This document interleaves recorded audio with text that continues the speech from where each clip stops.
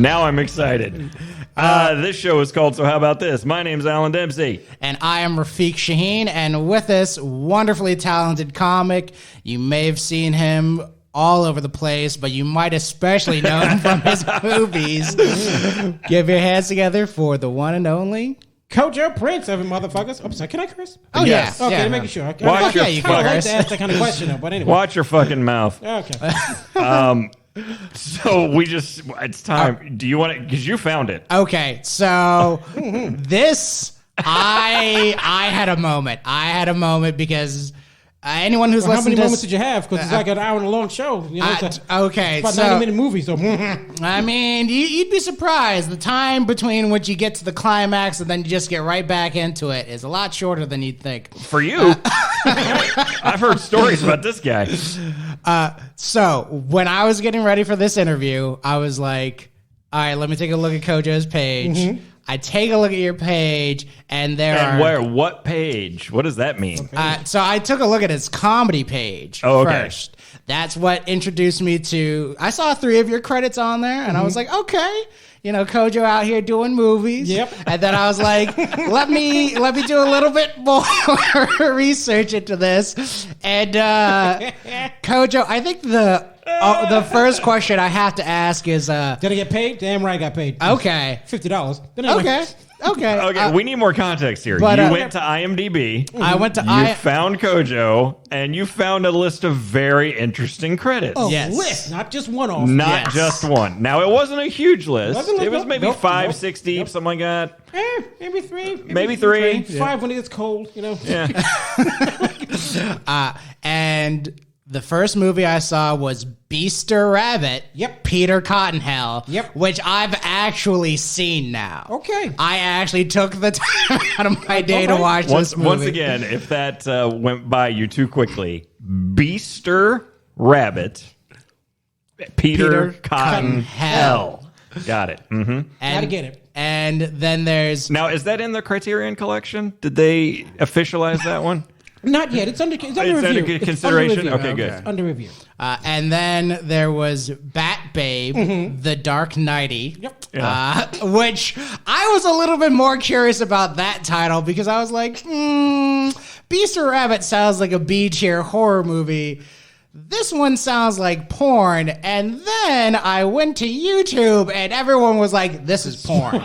So I have to ask. Well, you keep forgetting my favorite one, which was the Insatiable Iron Babe. Stop playing with me. Now, the Insatiable Iron Babe is a very sexy woman in a Iron Man-ish bikini. Just flesh. There's no iron. She's not the Iron Babe.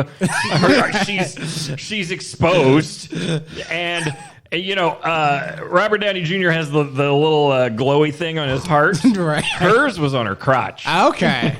so just getting some real feminine energy going out from the start. Okay. Outward. And okay, yeah, go ahead. And so we're definitely going to... Are these hardcore pornographic films? No, they're softcore. So okay. That's what I assumed. They kind of make you up. Yeah, Skin-emax. All right. So here's the question that I have, though, because the thing that made me go, did Kojo star in porn? Is because when I watched the trailer which is up on YouTube, if you guys at home want to go home and find out more about this, you can go to YouTube. But when I watched the trailer for Bat Babe, The Dark Knighty, turns out they credited everyone, but I didn't see a credit for you on there. See one for me? I did not see anyone mention Kojo as the meddler. Thank you. There we go. Hey, man. So I gotta ask, did you star in porn? He just said it. It was softcore. Star in it? No, I was in it. There's a difference when you star in it. When you star in it, you're doing star roles. I'm just like the dude on the side and say, hey, look at that over there.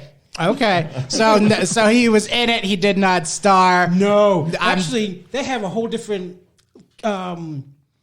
schedule for like guys who are just doing the regular acting versus the ones who are doing the real situations. Okay, so it's like a different. So there's day, there's no naked person I don't anywhere. See anybody that day. Okay, except for I tried, but anyway. Except for Mr. You were on the floor looking underneath the doorway. I thought I was supposed to be here tomorrow. Oh man, I thought it was today. Who is that? Anyway, so they were some interesting character names like Mr. Sleaze. Yes, and the Jerker. The Jerker. Yes, Jerker. Here's the thing. When you watch the trailer, there's this weird line in like parody porn movies between like dude who had a legitimate acting career and was like, now I just got to make some money, and like guy who this is his first time on set. Mm-hmm. Clearly, whoever they got for the Jerker was like, oh, I wanted to be in like real movie. Yeah, man. He took it seriously, dude. Okay, was the Jerker? Was he method? Yes, man. I'm joking. Look, man. Listen. Like an idiot, I'm dumb when it comes to certain things. I take a second to shine on like, oh, I get it now. I'm in this movie. I know the guys who produce it because he's like friends with my comedy coach. So that's how I got in that way. Okay, so that's another question I was going to ask. Was like this a fine by your agent or like? Well, yeah, kind of, because the guy who makes all these movies like Lord of the G-Strings. I've seen that one. It's a whole run. I've seen that one. It's a whole run. It's got Lord of the G-Strings, Insatiable Iron Babe, Bat Babe, Beast of Hell. He's got like a whole all this shit you see on like Skin-emax late at night. Okay, that's one dude, the Snig Brothers. Okay, really? That's one. So that's just like the one. Actually, right. Two of them. I'm sorry. Actually, yeah, they go back and forth. They fight, but for the most part, they're brothers. They work together. Okay, so you knew the guy who knew the guy. Exactly. I'm in Jersey. I know the guy that knows the guy that, you know, may not get your dick sucked, but you know. Right. So is that how they propositioned you? Where they're like, well, you want to come in for this role? I jumped at it. Like, I was like, ooh, me. Can you tell us? Can you illuminate us a little bit about the Meddler and? The Meddler was, of course, the parody for the Riddler. Mm-hmm. He was supposed to be the semi-crime boss of the area. He's calling this meeting because the Jerker, I remember like I was fucking yesterday, the Jerker stole all the porn out of Gotham, whatever city it was. Yeah. Bottom-ass city, I don't know, I forget. And we're holding a meeting like, we're going to do something about the Jerker. The guy walks in, just like the the Dark Knight thing. Mm-hmm. And the line that I missed, I'm telling you right now, is something that hurts my heart. Okay. I missed this ad lib. The guy walks in, and I could have said, a room full of criminal-minded geniuses, nobody remembers to lock the fucking door. That burns my heart today. Yeah. I'm like, I'm been nominated for an Oscar. You know what my career is you being in this low-rent softcore parody is smarter than the actual movie that came out where Heath Ledger just walks in the door. Who the shit might lock the fucking door? Nobody's standing in front of the door with a gun. No goons in the back, nothing. Yeah. So this is part of the thing that also got me very interested. Hey, I'll talk about it all day. I love this shit. Right.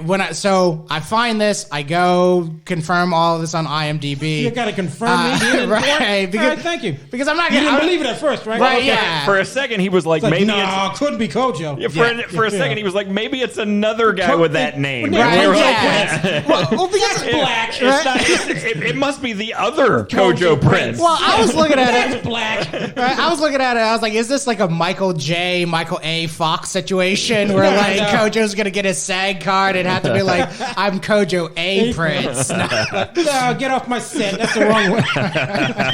It's like, oh man, I thought we were getting Kojo. Another story about that, but I want you to finish this one first. So I look at the time frame, and it's like the Insatiable Iron Babe and Batman or Bat Babe, the Dark Knighty, both come out like 2008, 2009. Yeah, I was still in Jersey then. Right, and I'm looking at that, and I was sitting there, and I was like, is this like Kojo, like this is just during the start of the recession, so I'm like, is this Kojo going like, I gotta get some work on the table? Or I gotta get some work on the table, and dude, I got like $50 for it. Okay. $50 each pop. Each movie, boom, boom, $50. Wow. Yeah, I mean, that's better than most comics. Yeah, no, hey, I'm not complaining. I had a good time making it. It was fun. I do. Actually, the first one, the Insatiable Iron Babe, I kind of feel bad about myself because I didn't have those lines like I had the great sex being lines in the Meddler. But my line, if you saw the clip, was blast that bitch. So when I tried That hurts me. Do you know why? I'm trained, dude. I'm trained comic. I went to school. I grew up in a white neighborhood. You know, I dated white girls. Wait a second. Let me finish. Hold on. How is that part of your training? Wait, hold on a second. And I'm educated. I speak a very wide vernacular of information and vocabulary, but when the camera comes on, it's woo, blast that bitch. Where the chicken at? Woo! Anybody got hot sauce? Feet don't fail me now. Yeah. Like, what the fuck? So it's funny that you mentioned that because when I watched Beaster Rabbit, you play a cat named Aaron. Yes. Right. Aaron, yes. Very Who's like name. he's like the host of a wedding or whatever. Yep. That movie starts so swiftly into Murder. Like, yeah, it was just one of those things where it's like, this is a Z-tier horror film, so I'm not expecting anything to wow. But like, they just start in the middle of the wedding. Rip 'em. Like, there's no like establishing shot to be like, we're going to a wedding.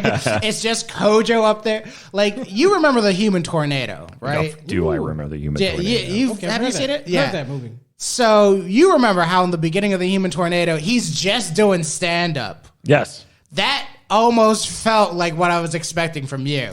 I thought you were just going to come out and just be roasting people and like no connection. And then we just find out you're the wedding host. And I was like, that would have made this scene infinitely better.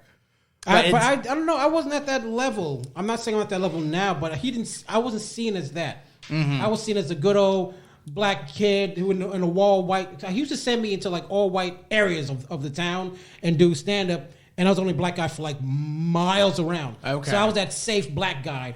So that's how they casted me. So that was what kind of another thing I wanted to ask you about this is because on your site, you as kind of establish yourself as like this all-purpose, you know, like all-capable, you know, I can play any room. Not quite. I'll be honest with you. Not quite.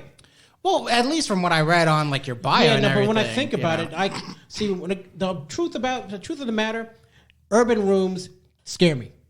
All black audiences fuck me up because and it's not like I just have this kind of anxiety in my head. I've gone out there and got booed off many times. It took me it bothered me so much that I spent like 2 years of just completely ignoring the mainstream rooms and just doing urban rooms. And it took me like 2 years to get that muscle and understanding how to do the shows. And the second I stopped, I lost it. Yeah. Wow. I bomb horrible in black rooms. They hate me. Dude, they booed me for my fucking shirt. Ooh, wow. I walked on stage. I didn't even get jokes. Like, boo! I had this thing called Truth Hurts. That was a quick little one-liner things. And I go up stage, and I'm wearing my little Lenny Kravitz look, you know, little torn-up jeans and Lenny Kravitz shirt. Like, truth hurts. I heard this black guy, shit, that tight-ass shirt hurts. Oh. Boo! They started laughing. And oh, man. It was like they started booing There's no me. recovering from that. They booed me in gears like, boo! There's no getting out of that. No, they booed me for my shirt. You just started. I just started. They booed me for my shirt.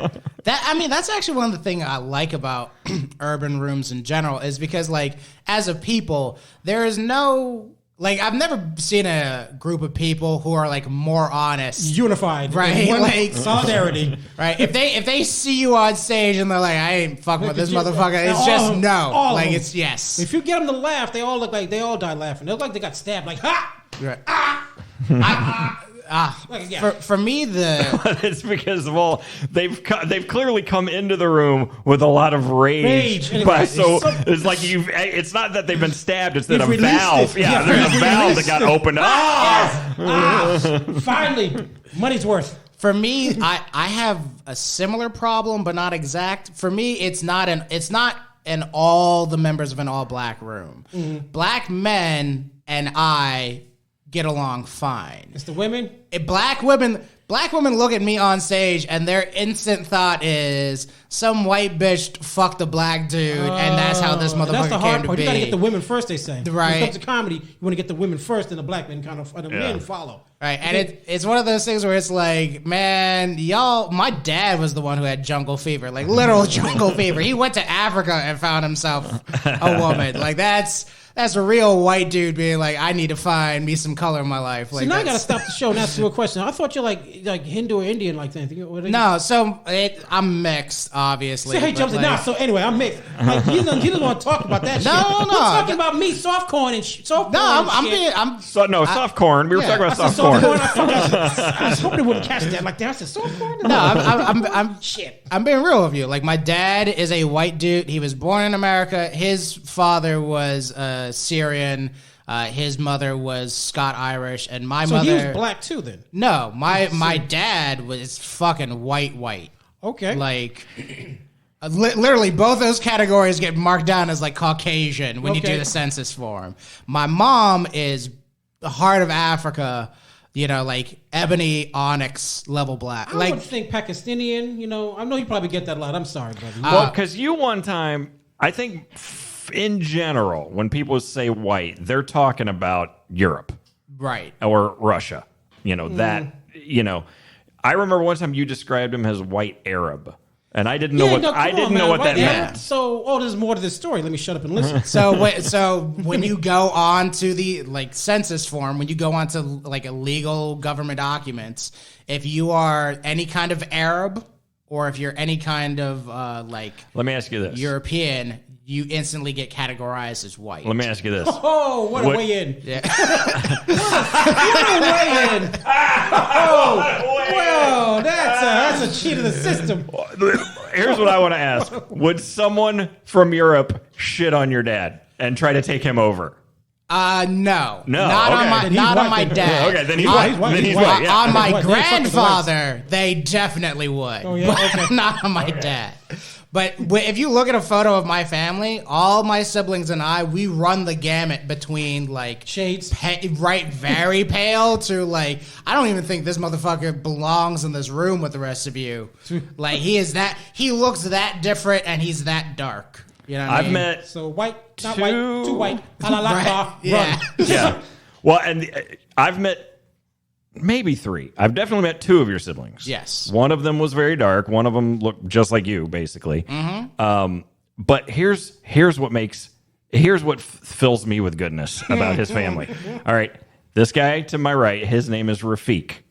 He has a sister named Kumba. Your brother's name is Tosh.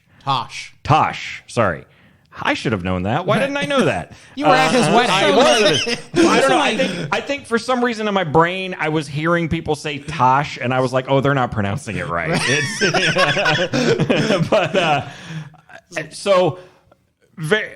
talking about African people with African names, and then here's my brother, Oscar.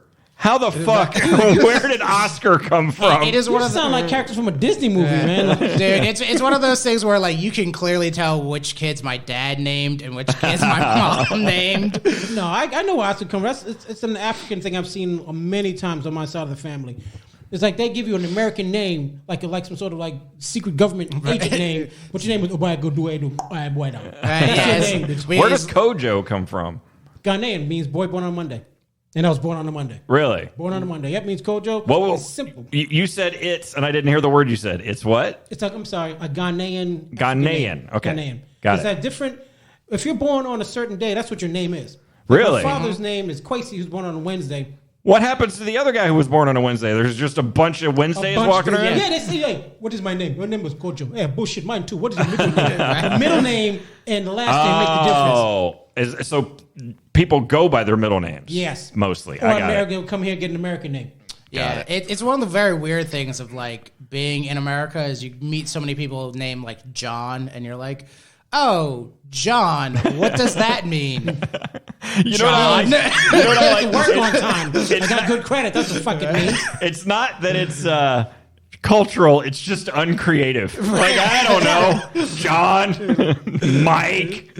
Yeah. Exactly. You talk to anyone from Africa or, anyone from a third world nation, and it's what does your name mean? And it's there's a whole fucking legend behind it. Right. My name itself literally means friend. And the weird thing is my name spelled backward means hypocrite.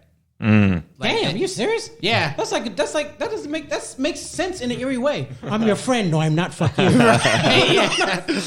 You Gemini? Right, but if you sit down and you talk to any like American dude, and you're just like, oh, what's your name? I'm Bob Samson. It's like, oh, cool. Like, are you the son of Sam? It's like, nope. I am Bob Samson of the Samson clan, right? And we have nothing to do with the real Samson. We have the Samson clan. That's what I'm for.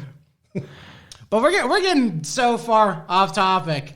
Have you been on this podcast before? I know. So, Beast or Rabbit?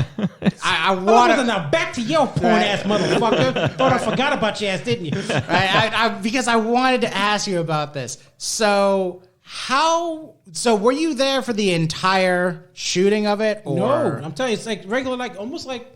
Well, no, let me pay respect. It is like a regular film production. You don't do all of it in one day. You do little bits and pieces of it. Right, okay. So I was there for mine, and I was out. Okay, because like there is a certain portion of it where like they finally show you the monster and it's just a marionette. Like it's see that shit. Oh, I wish everyone listening to this could have seen the surprise. Zach, He's in the movie. He's talking about being in the movie, and he didn't know. Zach, no, don't pay. I'm sorry, I didn't see the movie, Zach.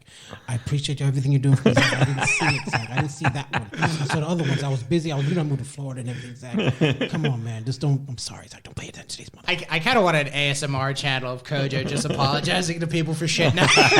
Don't listen to the people, Zach. So like I'm watching this and I'm like, and there's a certain portion where I go with Z tier movies where I go, the moment for me where I go, I love this or I hate this is always determined by how much somebody CGI? believes. Oh, okay. They believe in the production. Right? Okay. Because if you were doing a Z tier horror film and you go, this is going to be the greatest movie ever made, I go, fuck yeah, it is. Let's be on board with this. But check this out. His stuff has a following. His shit has a following. It's like a cult kind of classic. Like okay. Lord of the G-Strings. Lord of the G. Okay. Planet of the Babes. No, Planet of the Babes. Planet of the Babes. I will say... Planet of the Babes and Lord of the G-Strings. I will say something that no one will believe. Okay. If either of you said this, I'd be like, shut up. Lord of the G-Strings is genuinely funny. It's really? a legitimately cult classic. You funny can't fuck film. Okay. Lord of the G-Strings. It's softcore porn. Yep. So it's girls pretending to fuck each other, but not really fucking each other. So you can see their boobs and their butts. You don't, of course, you don't see anything in the crotch. Mm-hmm. And when they are simulating sex, like I've had sex before, it doesn't look like that, but the parts of it that aren't horrible softcore porn are like, this is engaging and funny. Literally. Ha! Suck you in. Get it? I got a million of them, folks. There was that's why he has the cross appeal that we were talking about earlier. We talked about this in the episode we did with JJ, but like there's like certain levels of softcore porn where it's like somebody was like, this is going to be my big break. And I gotta sell it. Right? If I could just sell the fact that I'm Ariel so hard, then someone who's jerking off to this in a lounge somewhere who makes movies is going to be like, she gets to be the next, I don't know, Jessica from I do the like Defenders. It is awesome when you're watching a just piece of shit, but like there's one person in there who's taking that shit seriously, giving it hell. Right. They're like, I am hungry. I need to do more than just this, so I'm gonna fucking act the shit out of this, put it on my 5-minute reel, and get it out there.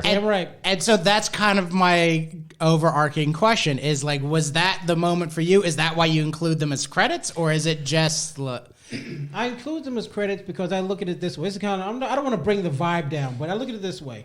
Anything you do that is out there should be a representation of you, even if it was you at that time and no longer you. I'm not going to hide, who I am, especially the fact that I wasn't just there. It wasn't just me. It was Snig Brothers doing the thing. It was other actors. I'm gonna put them up there and say, hey, we did it together. Right, you rep the shit that you're in. Yeah, I'm gonna do it. I would say the other side of that is we're not in a world now where you can bury it. At all. At all. Right. Right. So you I mean, gotta own that shit. there was a time that it was like weird trivia that Sylvester Stallone had done on porn before he did Rocky. And Madonna. Well, now... It's like, so yeah, did it. Now he's owning it. Like, yeah. Yeah, well, but also... Clearly, Stallone wasn't out there talking about it. No. It was weird trivia. Now, if Jennifer Lawrence had started in porn, she's just going to have to tell the world, yes, I was a porn star. Because you're not going to get away from it. Tracy Lords. Tracy Lords. Right. Speaking of which, as far as weird trivia is concerned, did you guys see that interview with Keanu Reeves and GQ?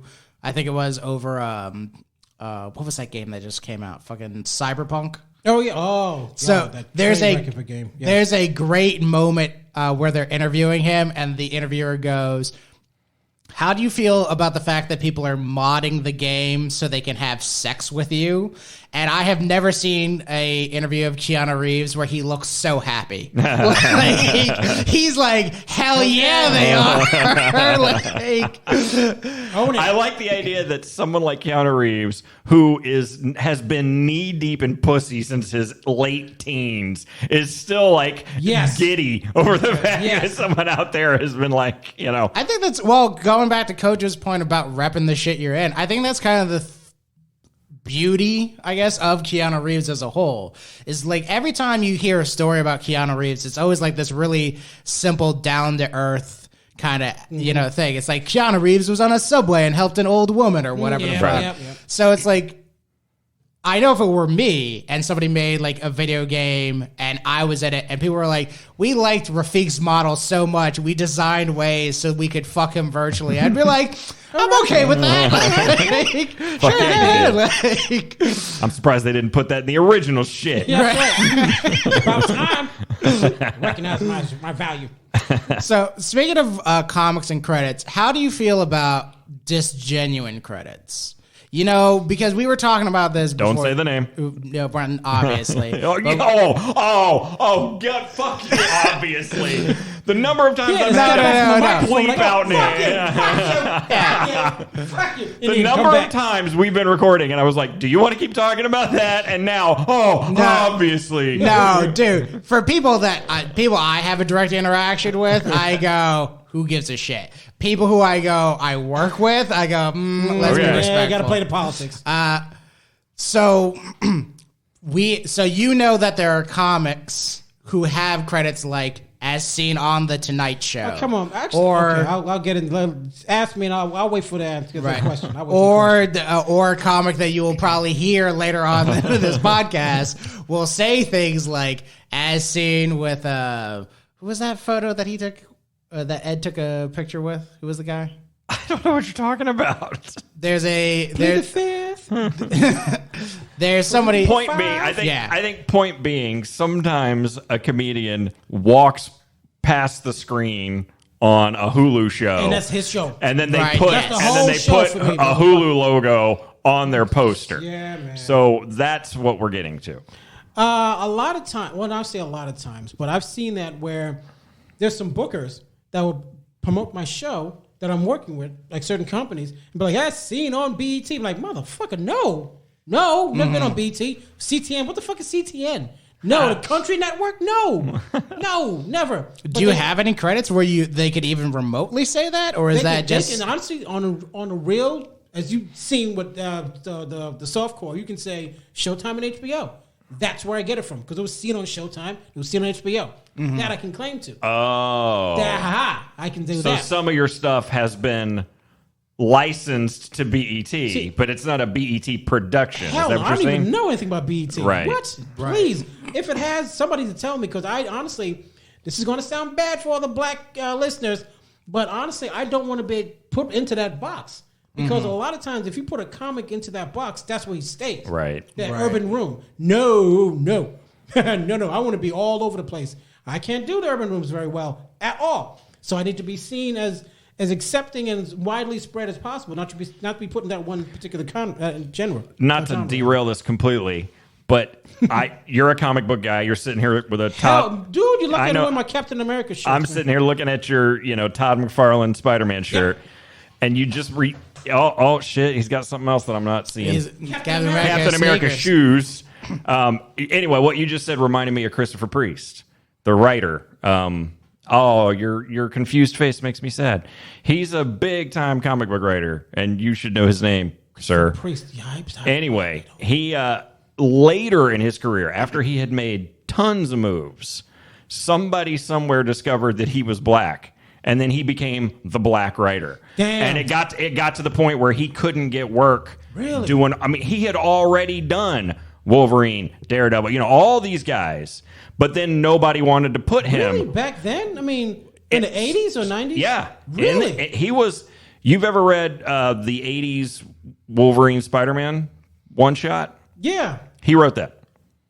His name was James Owsley back then. Okay. And he changed now it can make a difference, but okay. Yeah, and he changed his name to Christopher Priest later.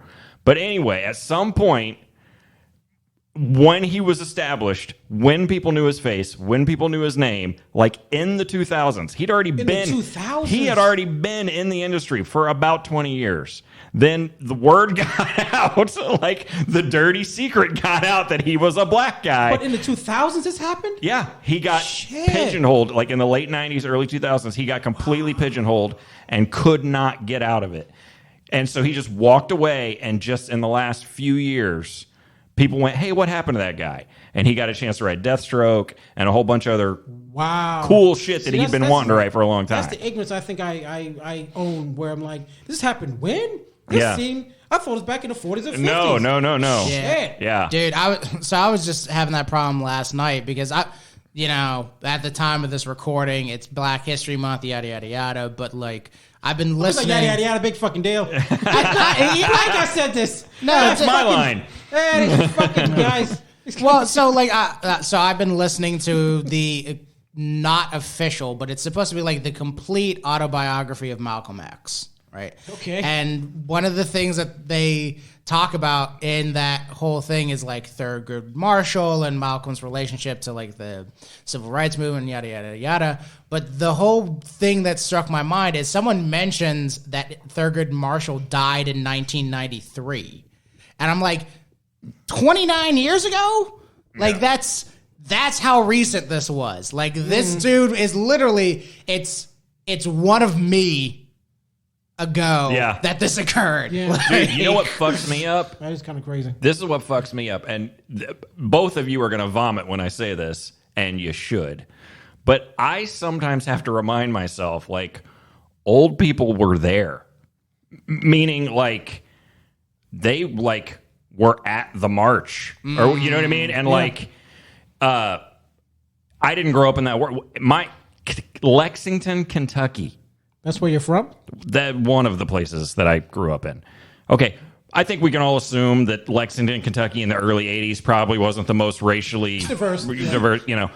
My second grade teacher, big fat black lady. And I didn't think it, to me there was no concept of... You hadn't been poisoned yet. I hadn't been poisoned yet. And it was just like, okay, this is the person who's teaching me. Not thinking, it wasn't until I got like well into my adulthood, wait a minute. If that was in the 80s, and let's say she was 40. She looked older than that, but let's for the sake of argument say she was 40. She saw some shit. That means when she was 20, Martin Luther King got shot. Right, yeah, exactly. It's like, oh shit, this shit is not old, ancient. Yeah. This is the people that were there are still very much there. You think it is? If you allow yourself, like I've allowed myself, to live in a certain bubble, where my interactions, I go to Target, I go to school, I go to here, I see you. This is my little world, and I traverse my world all the time. So everything's okay.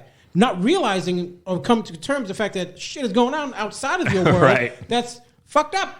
Right. Yeah. Like there's a whole thing that can be explored just simply, not even talking about civil rights, but just talking about the shortened memory of humanity, of like how we went, never forget, And now it is 2022, and you ask a kid, what do you know about 9/11? And they go like, fuck all. Like 9/11, like the cops? Yeah, exactly. The police? It's crazy to me, too, to think 9/11, it was 20 years ago. Damn. It was 20 years ago. This is 2022. It was over 20 years ago. But it is so fresh to the people in this room that I start to realize I grew up in a time where my dad was in his 20s when King and Kennedy got shot. And to me, it was this vague thing that happened before I was born. So if you're 19 right now, 9/11 was just this vague thing that happened before you were born. You know, it's so weird. But in our days, we saw the people walking through New York City covered in chalk and shit. Right. Trying to get the fuck out with Staten Island boats and everything. Right. Yeah. Wow. I watched yo, dude, I watched the towers fall on TV. Is this a movie? Right? I know. This is a budget movie? What the fuck? I remember I was in 5th grade math class, and we had a half day. And I remember, like, our teacher being like, I need you all to shut the fuck up. Because she was watching it. Shit's going down. Shit's gotten real a long time ago. Right? Shut the fuck up. She was watching it on TV live in the classroom, and like all of us were like, "Why the fuck aren't we watching a movie?" We're like, "It's a half day. Who the fuck watches the news of a?" I can tell. I can probably hear it now. She's telling this one to be quiet all day. And instead of just being quiet, he keeps trying to explain himself. But what I'm trying to say is, why? It's the same thing as I remember my mom like openly crying when Princess Diana died. And it was one of those things of like me coming home being like, dude, I remember crying when Prince died. What the hell are you talking about?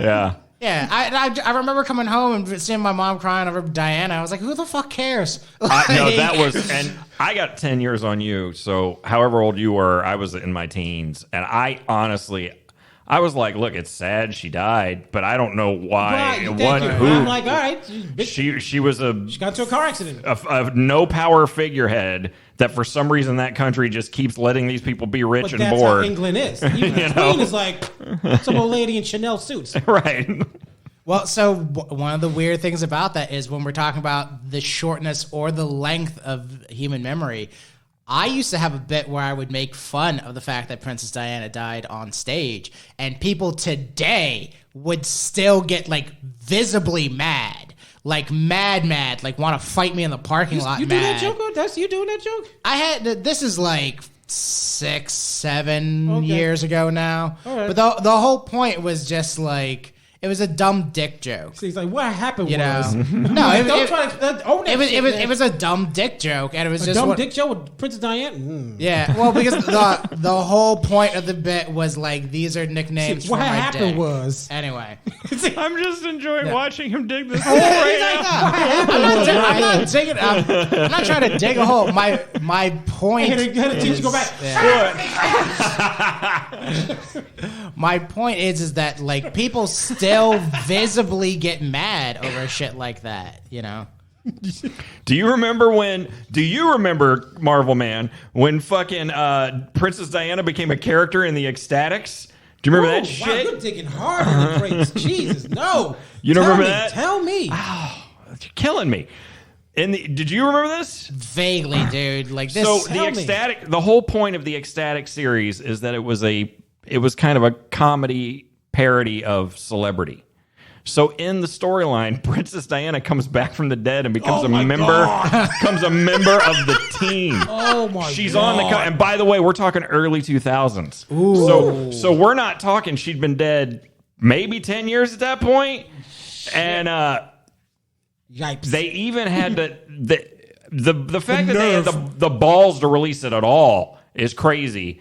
But I can't remember the details now. But even with their releasing it, they had to like change the ending or change or even because change, it ended in a car crash. Oh, they had to change. They either had to change the ending or they had to change like. Oh, it wasn't really her. It was something else. Like they had to do something. Yeah, they had to do something to kind of get themselves out of this. Multiverse kind of situation. Yeah, something like that. Another one. It's been a while since I read it, obviously. Jesus. But it was the crazy thing. You got to find we don't have internet in here, but the cover, it's got, it's a good superhero pose where they're all coming at the camera, and she's right in the middle, like doing the splits. Like, no. Yeah, it's great. It's fucking great. Oh, no. Oh, man. I can only hope that I would ever get that famous. Where someone's like, he's dead, slap him on the cover. What's going to do, sue us? Kojo. Yes. We can't spend a whole lot of time on your reaction to this because we do this almost every episode, but I'm just going to pass this over to you, and you can just tell us how you feel about that and what's going through your mind, what's going through your heart. There's some confusion on his face. It looked... I understand where you're going with it. I'm going to read it for the audience. Yes, please do that. Ed the Machine Regine tells 100 of the funniest jokes he's ever heard, and he's getting paid for this. I know he is. Maybe.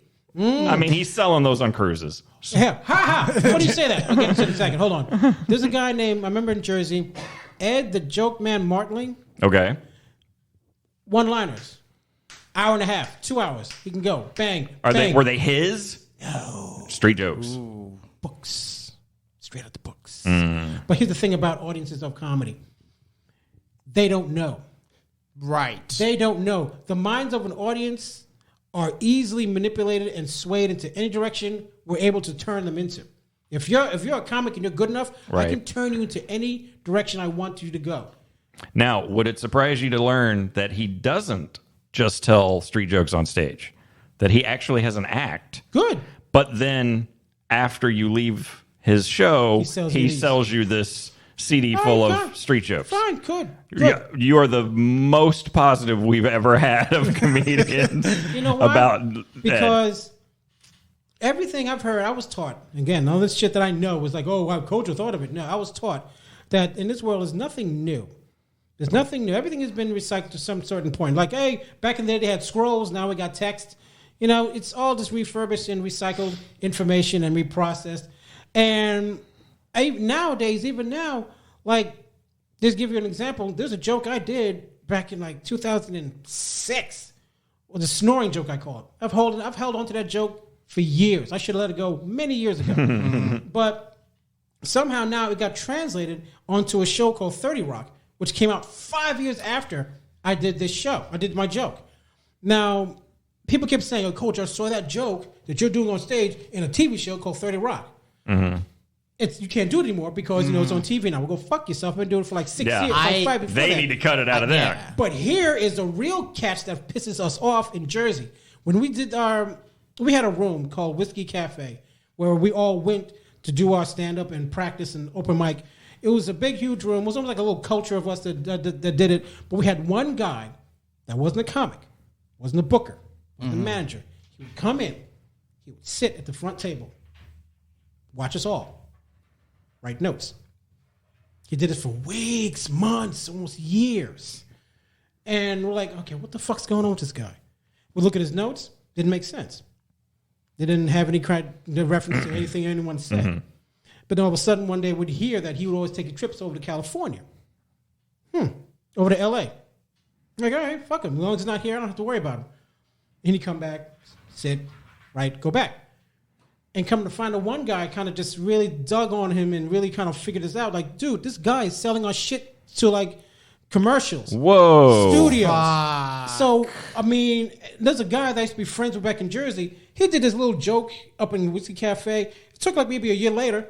He sees it on TV. I'm like, dude, that's my fucking joke in this TV show right here. And we come to find out this guy is an agent. He's running back and forth to studios and connections and producers giving our shit away. I feel like especially now this might just be the stereotype of New York, but I definitely feel like that's the kind of thing where you find that out and then the next month he shows up. You're just like, so which ankle is it? Is it your right one or your left one? And it's like, what do you mean? It's like, which one do you want broken first? Okay. Now, this business is, like any other business, is people in here who want to make it now. They don't want to wait. They don't want to work for it. They want to make it now. I did a workshop with Roy Wood Jr. before he blew up. And then I can't remember the other guy's name, Pedro something. But he was always good. He was always... Was it Lima? I think it was Lima. Pedro Lima. Okay. Yes. Anyway, so part of the, and I didn't even know I was signing up for a workshop. I just kind of fell into it. Anyway, so we all get up and do 3 whatever minutes for each other and for the 2 pro comics. And one of the 2 of them said, "That's clever," and somebody's going to steal it. They just straight up said, "The way this business works, what you just did was very clever, and someone's going to steal it. It's a race. It's going to happen." If I have connections to TV on festivals or places where I'm going to be seen in a more wider spectrum, I like a joke like yours. I'm like, ha, ha, ha. I'm going to grab it and run. I'm going to do it. They're like, "Oh, that's Kojo's joke." Right. No, it's not. It's yours. I just took it, and now everybody thinks it is mine because more people saw it. Right. Yeah. It's a arms race of whoever gets it out fast to the largest number of people. Yeah, I don't want to bring the show down. I heard an urban legend. I've probably said this before. I heard it. I don't know. This is total friend of a friend of a friend story. But apparently, according to this guy I talked to, he said that he had a friend who was a cruise comic. And then at some point while he was just doing his show, like George Carlin walked up to him. Carlin was on the cruise. Oof. And Carlin basically told him, like, "Hey, I really like that thing you did in the middle. So I'm going to give you X amount of money." Yeah. But the way the story was told to me, it wasn't like, "Hey, can I buy this?" It was like, "No, I'm going to do that bit." But because I have some integrity, I'm just going to give you money because I'm George fucking Carlin. I've done that twice. And it was more of like, you know what? I like the comic. I say where they're going. It's not exactly like the idea that I had, but they can help mine out. I've done it maybe twice, and it was more of like, I want to support you. But at the same time, I'm like, you know, that's so more of like, let me help the comic out because I know they're having a hard time. I'm not going to give everybody's names. Mm-hmm. And here's some money. And thank you. I just want to take this tag. And that's it. But I'm not a big advocate of it because especially now that I've gotten older, it is, I don't want to say it sounds, I'll say it as this. It doesn't feel good to me that I've done that. Oh, yeah. But at the same time, it's like, I need to find my own voice because it's almost like a lie. It's like if someone tells you a lie and they ask you to tell that lie again like 4 or 5 years later, they can't because it's made up. But the truth comes out like water every time. Right, yeah. Like if it's really me, I won't have to worry about, damn, did I say it right? Did I do it right? Because I was there and I wrote it. It's coming out of me versus me taking it from somebody else. I'm like, did he say it like this or did he do it like this? Did he mean it like that? Did he mean it like that? Right. So there's that whole thing about Robin Williams when he was alive, where he was going around. Dude, I've heard stories about that, dude. Like straight up stories from the guys. Like, look, this motherfucker would come into the open mics and just steal your shit straight off the page. Like, who knows? His version of that story is that he would just see comedy and absorb stuff and not realize. And then his version of the story became, I had to stop watching comics because I kept accidentally stealing shit. Dude, the guy that taught me comedy ran with Robin Williams. They ran into him a couple of times back when it was like in the 60s and the 70s. He was like, no. What would happen, comics would get pissed, call the manager, like, yo, your boy stole from me. They'd write him a $1,000 check, but no problem. Right, yeah. But that's what he said. And the thing I heard him, he said, he said something like, I got tired of being the comedy ATM because I kept doing other people's stuff on accident and I ended up giving them money. It's a pain in the ass if I know you and we know each other, say, Kojo, can I take that from you? I'm like, all right, fine. It's a mutual thing. You got it. No big deal. But I'm not going to give names because I don't want to, because that could have happened. That kind of like I heard it and then I'm going to regurgitate it. Rafiq, have you heard do you know why I'm in Florida? You've told me the story before. I don't know. Why am I in Florida? Who brought me here in Florida? So my understanding was that you were brought down here by like the guy you considered your comedy coach. No, I was brought down here by my wife. Okay. My wife brought me down here. I feel emasculated because she's a doctor. She makes all the money. She's the boss. She goes out, makes the big money. I stay at home folding laundry and remember the pee sitting down. I've been saying that for a while because that's how I feel. I heard that tag one day on Facebook. A video. I'm like, oh, this kid, what's he saying? I like Pete sitting down. Right. Then my mind is like, hey. You know, we've ran into each other. I've done it in front of him. You know, maybe he just this, or maybe it's parallel thinking. I don't know how he think that, because he's not some dude sitting at home for the past 10 fucking years, folding laundry and peeing sitting down because his wife makes all the money. He feels like a bitch. But hey. So the way you had told me the story was that like you had the conversation with the guy you considered your comedy coach, and it was like it's time for you to kind of move on, and then you and your wife had the conversation. Oh dear God, no. Okay, not at so all. it was just like oh dear God, no. Yeah. Dear God, no. No, I was making up in Jersey. I was working almost every night. That's how crazy it is up there. Only time I didn't work one time was on Monday. Mm-hmm. It's always in like why would I leave? On a Kojo? On a Kojo? callbacks. Oh, yes. Hit me with a pow. Oh, You wow. know how Boomerang you can jokes. tell when a callback's really good is that when nobody laughs and it grinds the entire podcast to a like, halt. oh, bam. That's when you know it's a great callback. It is just on point. On point. So actually, I know we need to get into this because we started it, but I do want to ask, since we're on the topic of parallel thinking, joke theft, whatever. So there's that whole Carlos Mencia, Joe Rogan thing, right? Where Joe goes up on stage, calls Carlos out, go, motherfucker, you're stealing jokes, you're stealing my bits, yada, yada, yada. Mm-hmm. Especially in the context of there's nothing new under the sun, right? Is this a case where it's like the reason why audiences turned against Carlos is because a bigger name, as in Joe Rogan, He was set not up? bigger at the time. No, he wasn't. I thought his podcast No, was. Carlos had been No, rocking he didn't for even have a many podcast years yet. before Joe. So I always thought that it was Carlos was, doing. Carlos was a fucking superstar Before that happened. before that happened. And- And it was the Ari Shafirs and Joe Rogans who were like Put them dirt on just underneath him. Yep, yeah. Who weren't getting to that level. And that's how it happened. Because if you're ahead of me and you steal my shit, who's going to know? right. You're the big guy. It's the kind of. I mean, Rogan was still known because he was the Fear Factor guy and he was Yeah. the Man Show. But he was and- just that. But he was just that. Right. I thought that was around the era in which Joe's podcast was No. taking off. No, so no, I not thought at all. that's the reason Not why. at all. He just if ran up on him anything, out of the if club anything, and it was the boom. other way around. He got famous for calling out Yeah, Mark that helped him. Mencia. That helped him. And then started dicking around on a podcast, just him and his buddies, and then boom, boom, boom, boom, boom. Okay, so I had the order of events wrong. That's cool. But so in that case, though, going back to this, is this the kind of thing of like people turned on Carlos because he was stealing material, or is this more of a Carlos was already on that downward slide, and this I can was see it might have been downward. In regards to parallel thinking and versus there's nothing new. There's nothing new to be said in this universe, I guess this world, about what we've seen over the course of our lifetime or the course of the existence of Earth. But there are unique ways of saying it that are unique to you. Right. I can't do your jokes because I don't have a white father and a black mother. I can't do that. If I did, I'd be like, fuck you talking about? It's not relatable because it's not of me. So when someone does that, hell yeah, they're stealing your shit. They're stealing you. They're stealing your shit away from you.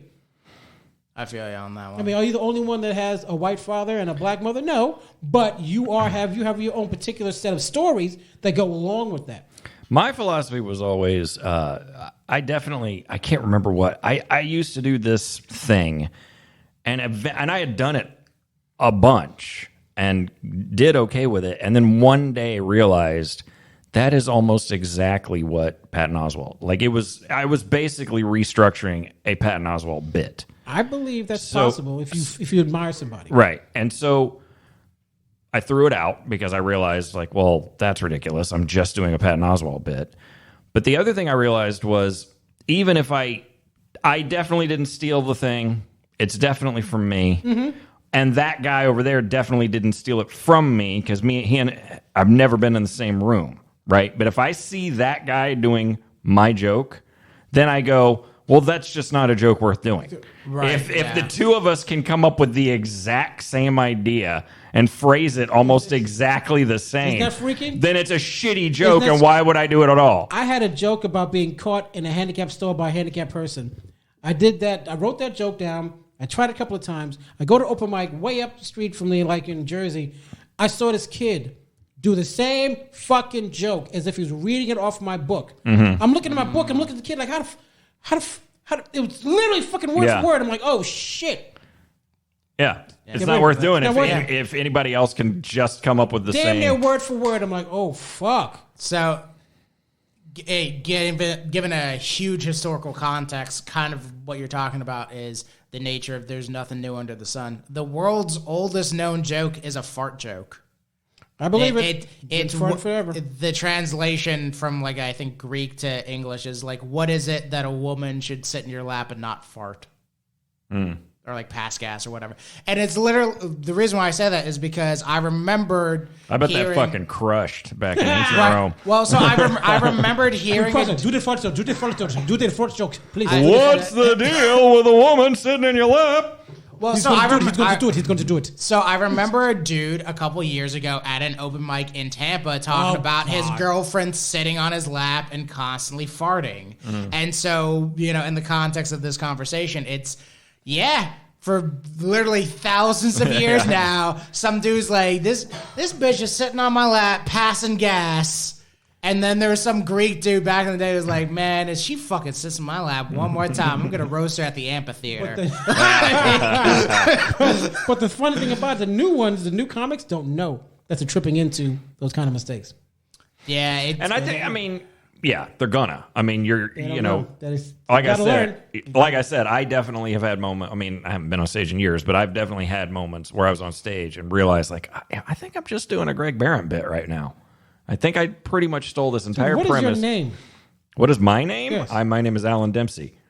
Motherfucker. That's my name, too. You did that show. The Comics at the Comic Shop. Yeah, man. What the fuck, dude? Okay.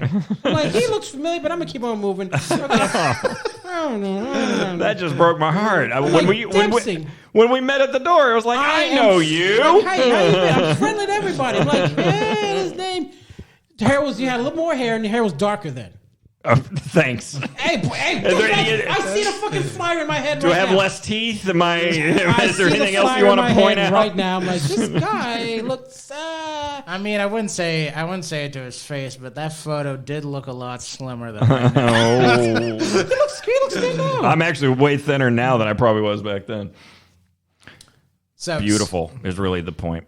Do we want to try to squeak in one of these? Oh yeah, we definitely. All right. So these are shitty street jokes. The track titles don't match up to the numbers on the sheet on the inside. So yeah, open it up. Get in there. Where do you see the CD itself? Oh, did I break it? I gotta replace it. No, it's probably me. I keep it in a thing. Okay, go ahead. So most of those don't match up. We haven't heard whichever one we're about to listen to. We're about to listen to 58. Can you tell us what 58 is supposed to be? 58 sounds like, where are you? Play Hot Spy? Play Hot Spy? I'll play Hot Spy. What the? I can't play. I need glasses. Rafik, you want to tell us what 58 is? So 58 should be Play Horsey. Play Horsey. Play Horsey. Play Horsey. Black motherfuckers. I accidentally listened to the... Sorry, I'm getting all clamped. I accidentally listened to the beginning of this when I was setting up the sound. Listen to him take in his action air. Like they say action and they just listen. One day little Mikey comes home from kindergarten only to find his parents having sex. They're going at it hot and heavy. And when Mikey asked if he could have a horsey ride, his dad, not to make him upset, said sure. A few minutes later, it gets really wild. The lovemaking is crazy, and Mikey says, hang on, Daddy. This is where me and Uncle Harvey usually fall off. Yipes. Was that a child molestation joke? No, this is a joke about his uncle also fucking... His wife. Wait a minute. The child asked for a horsey ride, and the dad said yes. Was the dad fucking the child in the joke? No, he's fucking the child's mom. A man and his wife. No, Play it again. Here we go. Play it again. By the way, this constantly happens with these Ed jokes. Play it again. What? All right, one more time. I'm ready. One day little Mikey comes home from kindergarten only to find his parents having sex. They're going at it hot and heavy. And when Mikey asked if he could have a horsey ride, his dad, not to make him upset, said sure. A few minutes later, it gets really wild. The lovemaking is crazy, and Mikey says, hang on, Daddy. This is where me and Uncle Harvey usually fall off. What the fuck are you talking about? Ew, what the fuck is that? So, A nun. why would you walk in and see your Wait. parents fucking ask for a horsey ride? Right? Who molested you, kid? But then- to the point where you fucked up like that. then it starts going really hot and heavy. So did he What start the fucking fuck the is- kid, what or the did he fuck is- just continue to fuck the Yeah, mom? yeah, no. Yeah, I will say this because this is the problem. As comics, we're going like, what are all the fucked up angles to this? No, but I no, want no. the ABCs of what the fuck It's happened. fucking English. Yeah, this is this. English. Fucking grammar. This is what I'm talking about. This is Play that shit again, man. yeah. Play that shit again. Play that shit again. That's fucking One crazy. day, little Mikey comes home from kindergarten only to find his parents having sex. Okay. They're going at it hot and heavy. And when Mikey asked if he could have a horsey ride, his dad, not to make him upset, said sure. I'll stop fucking. A few minutes later, it gets really wild. The lovemaking is crazy. To and Mikey who? says, hang on, Daddy. This is where Oh. me and Uncle Harvey usually fall. So Also, they're fucking wait. the kid? No. The No. brother and Here's the the father other- are fucking the kid? Here's the What other shit is problem. this? The other What problem you is listen to? this is where we fall off. Yes. So somebody's on top of somebody. Somebody else. So So does that mean that the son and Uncle Harvey are fucking fucking the the kid. mom? yes, Huh? the idea is this: mom and dad are fucking, right? Yeah. Kid walks in. Kid walks in, I want a horsey ride. right? Kid gets on dad's back while Okay. he's fucking mom. Okay. They keep on fucking. Ew. The kid basically goes, by the way, Dad, your brother is also fucking mom. And he gives me horsey Rides. rides. So we fall off Off. because we fuck Uncle Harvey fucks mom real hard. I That's ride Uncle Harvey's back, and then Right. we all fall off. Okay, there's a few things fucking wrong with this shit. Yeah. First off, if you find your parents fucking, you're gonna want to jump on the back and Yeah, get that. And no, your my- dad says yes. Yeah, my my direct hump. And by the way, not only did your dad say yes, but apparently both parents are fine with this. Go ahead and be on his back, and we'll not only will we keep fucking, but we'll get real hot and heavy. Well, you know, Dad doesn't get rock hard until he's given a horsey ride. I can see Ed in the studio like, I need another joke. I need one more fucking joke. I got 100. I need one more fucking joke. Fuck it. Horsey ride joke. I don't care. Did you hear the little titter Ed gives in the middle of this? Like he actually thinks it's funny. Ew. No, Yeah. but I don't have the energy to What listen to kind it of again. child will see that and say, let me jump on the back? So that's the problem with these jokes is all these jokes are like shitty street jokes where it's That like he doesn't even give you enough detail to understand. Oh, right, God. and it's like some of these can range between like graphic, but like not funny, but also like childishly innocent, but also not funny. You know what's crazy? That's considered a clean joke. Right, exactly. That's considered a clean joke. You can go anywhere with that joke. So that's part of the reason why he's got the parental advisory sticker on here. That he glued on himself. Right, because he will say they were fucking, but he won't say the word fuck. No, it's the other way around. He'll say that because he says they were having sex. Oh, they were having Clean. sex. Yeah, but he'll say in the fucking car. Right. Like he's got it all backwards. Jesus.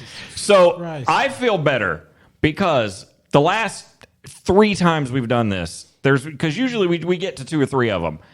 There's been at least one that completely lost me. Yeah, this was one. This that made no sense to the me at all. details on. I mean, this joke made no sense whatsoever. But like this, I'll be honest with you. I'm going along with what you're saying is a joke. I don't still fucking understand it. I'm like, all right, let's move it on. If you I don't can't get even that give, shit, if but you okay. can't even give me the ABC, All right, yeah, that makes sense. Okay, let's get the next one. Jesus Christ. yeah. Fuck oh, are we going? Oh, okay. Jesus Christ. I guess we're I'm doing just another going one. along with it because that doesn't make sense to me. But all right, let's keep All right. going. Well, somebody tell me what 59 is supposed to be. We'll do one more, and then I don't know if I have the strength to listen Yeah. to any more than that. Actually, that one energized me because it made me so angry. Normally, they just drain the joy out of me. All right, so 59 should be church organ. Church organ. I bet Here it's we about go. a penis. Thank you. fucking A priest. nun was talking to a young priest when the priest noticed a condom in a bowl of water on the church organ. Here we go. The young priest asked the sister, "What is that, sister?" And she said, "Well, I was walking in town the other day and I found a package. And the directions on the package said, put it on your organ, keep it wet, and it would prevent disease." And she said, "You know what? I haven't had a cold all winter."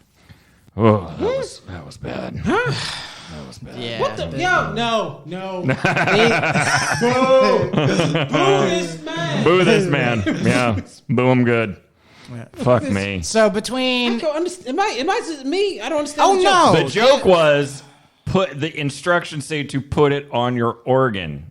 She literally put it on the church organ But haven't had to prevent disease.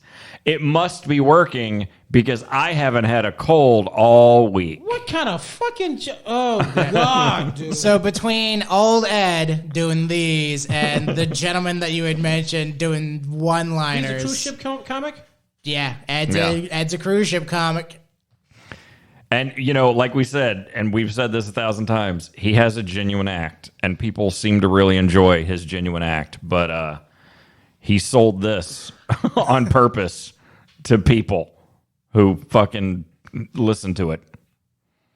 Kojo's not even listening to us right now. He's just trying to find. He's hate Googling. Kojo is currently hate Googling Ed the Machine Regime. You know what's great too is Kojo has such an angry look at his face, but the more we talk about it, the more he's starting to smile. Like, oh yeah, I'm gonna get this motherfucker. Please do. All we want is No, he's not with Carnival. Okay, let's make it sure. okay.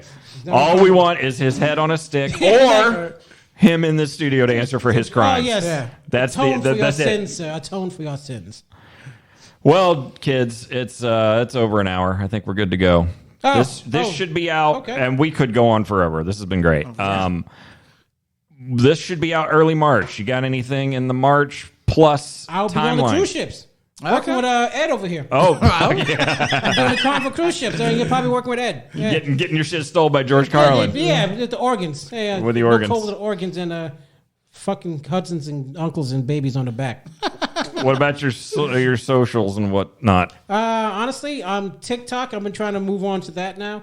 I don't really know the name because I'm old. You know, I don't really know my login name. Just look for Kojo Prince on TikTok. There's only one of me up there like that so far. And Well, Facebook. it could be that other Kojo Other Prince Kojo, yes. doing softcore porn. That's black. I gotta say, man, I always thought this about comics in Tampa. They don't like me. So I'm like, okay, when Dempsey, wait a minute, I thought he doesn't, I thought he didn't like me. Okay. Here's the funny thing. Shit, here we go. No, now that Look at Rafik like, oh shit. Look now, at Rafik like, oh now that you've revealed that you weren't sure who I was, I'm not sure if you did one of my shows. What? Because I did a show at Heroes Haven called Comics at the Comic Shop. That's my home comic. Right. Yeah. And I remember I definitely talked to you about doing it, but I don't know if you actually did it. No, I think it was in Ramdad. I think I was there. I was Ramdad. I was with Ramdad. I was with Rio Paris that night. I definitely didn't have Rio on a show.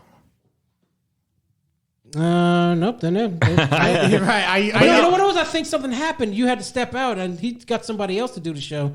Well, it was my show that I put together. Oh, shit. And I have a vague memory of talking to you about doing it, but I wasn't sure if you actually did. I did one show with him. At Heroes Haven. Yeah, that was Pete. Yeah, Pete that was my show. Sorry. You were working for me that night. Okay. Was I? Okay. I'm not hurt by that. And, no, the funny thing is I couldn't remember whether or not that had happened. I did it. Yeah. And for the folks at home, that is another point in the long and short memory of Yep. Well, it's probably nothing else to socials, nothing else to... No, okay. never. Well, really, the only thing I have left to ask is Rafik. So, how about this? fair point. Frankly, I don't know if I agree with you, but I'm going to turn to Kojo and ask. What the fuck are you talking about? So how about this? You're on a podcast called So How About So what happened? Yeah, I mean, might as well. The end. That was it. We're good. Everything we do matters. Hey, thanks for listening to that episode of So How About This. Whatever you are using to listen, don't forget to like, subscribe, leave a comment, hit whatever extra button they make you push these days. On Twitter, you can find us at So How About This One. The words are So How About This, followed by the number 1. Leave us some beautiful comments there. Ask us questions. If you want us to talk about something on the podcast, let us know. We'll bring it up while we record, and we'll see you next time.